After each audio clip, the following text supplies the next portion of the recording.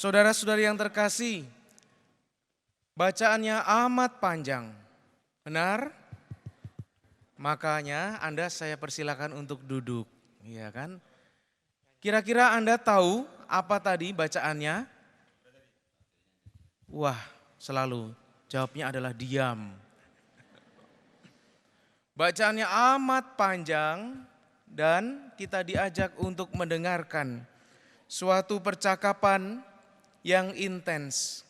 Suatu percakapan yang pada awalnya itu biasa-biasa saja tapi kemudian menjurus kepada sebuah kedalaman. Kisah ini dimulai ketika Yesus harus melewati daerah Samaria untuk kembali ke Galilea. Dan perjalanan ke Galilea dari Yudea sebenarnya hanya membutuhkan waktu kurang lebih 3 hari perjalanan.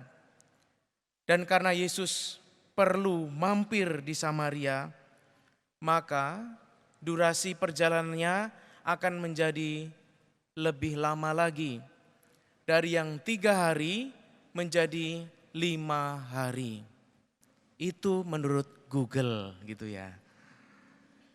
Saudara-saudara yang terkasih, tentu ada maksud di sini. Bagaimana Yesus kemudian membuka suatu percakapan yang mendalam dengan seorang perempuan. Saya mau mengajak Anda untuk melihat, biasanya Yesus itu mengajar para murid, mengajar orang banyak dengan suatu cara atau metode. Dan metode itu adalah metode perumpamaan. Tapi sekarang ini, pada perikop yang kita dengarkan tadi, Yesus tidak lagi menggunakan perumpamaan, tetapi menggunakan pengantar dalam hidup sehari-hari sebelum masuk ke suatu percakapan yang lebih dalam. Yang sehari-hari adalah yang kita lakukan. Yang sehari-hari adalah apa yang familiar dengan kita. Kegiatan sehari-hari, aktivitas sehari-hari. Dan ini menarik untuk diikuti ketika Anda ingat lagi panggilan para murid yang pertama. Itu terjadi ketika mereka sedang menjala ikan. Ingat pula ketika Yesus memanggil Lewi, pemungut cukai. Dia pun sedang bekerja. Jadi Yesus menggunakan peristiwa sehari-hari, peristiwa manusiawi, orang yang masih beraktivitas itu disapanya. Dan mohon selalu ingat, Yesus tidak menyapa orang yang lagi tidur. Ya. Yesus tidak menyapa orang yang lagi santai-santai. Yesus tidak menyapa orang yang sedang bermimpi. Tetapi semua peristiwa yang saya sebutkan tadi adalah ketika orang lagi aktif. Ketika orang melakukan segala sesuatu yang biasa dalam kehidupannya, maka Tuhan menjumpainya. Maka lihatlah peristiwa-peristiwa biasa dalam hidup kita, bukan lagi sebagai sesuatu hal yang biasa, karena jangan-jangan Tuhan memakainya sebagai sarana untuk berjumpa secara mendalam dengan Anda. Dari percakapan Yesus dengan perempuan di pinggir sumur Yakub itu, saya merasakan sebuah keistimewaan. Ini loh Allah yang kita ikuti. Mengapa istimewa? Karena dia menyatakan dirinya secara pribadi, secara personal.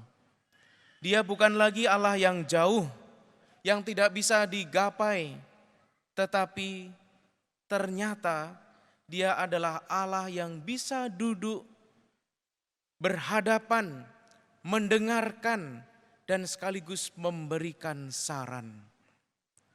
Bagi saya ini luar biasa ya Bapak Ibu. Allah yang mengenal pribadi. Allah yang tahu seluk-beluk kehidupan kita. Allah yang tahu seluruh dinamika, pergumulan, perjuangan, dan jatuh bangun kita sebagai manusia, semuanya itu dirasakannya, semuanya itu dihampirinya. Karena itu bacaan ini ditempatkan dalam Minggu Prapaskah yang ketiga. Karena selain Yesus hadir dan mendengarkan, dia nanti akan mengalami apa yang disebut penderitaan terdalam hidup manusia. Dia hadir, dia mendengarkan, dia respon. Ada hati yang ikut terlibat di sana, dan sekaligus juga lihatlah terjadi transformasi. Bukan hanya kepada perempuan yang mendengarkan Yesus itu, tetapi orang-orang di desanya ikut mengalami sebuah keselamatan karena Yesus hadir bersama-sama dengan mereka.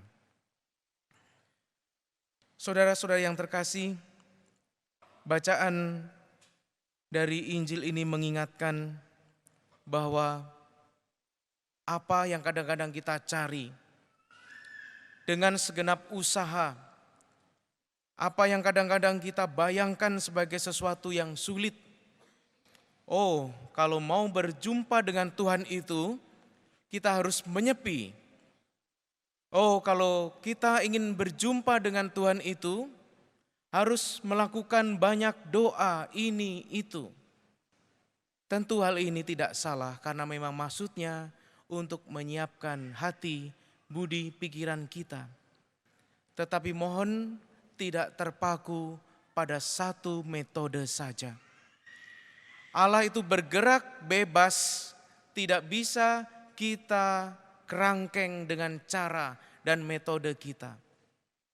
Hanya membutuhkan keterbukaan kita, kemauan kita untuk mendengarkan bahwa Dia sungguh selalu hadir dalam kehidupan kita.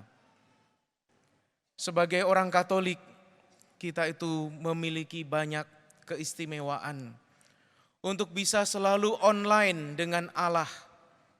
Bagaimana cara kita online dengan Allah? Banyak cara, dan gereja sendiri sudah memberikan banyak bantuan. Selain kita memahami kitab suci, selain kita berdoa, di dalam gereja Katolik sendiri memberikan 7 sakramen sebagai tanda dan sarana kehadiran Tuhan. Hanya masalahnya kita sering berhenti hanya pada tandanya saja. Lupa bahwa sakramen itu sungguh kehadiran Allah sendiri. Kalau orang tahu, kalau kita sadar, kalau kita merasa bahwa sakramen itu adalah kehadiran Allah sendiri, tentu kita akan lebih bersyukur daripada perempuan di pinggir sumur Yakub itu. Karena dengan menerima sakramen-sakramen gereja, relasi kita dengan Allah bisa online terus. Bisa nyambung terus, bisa connect terus.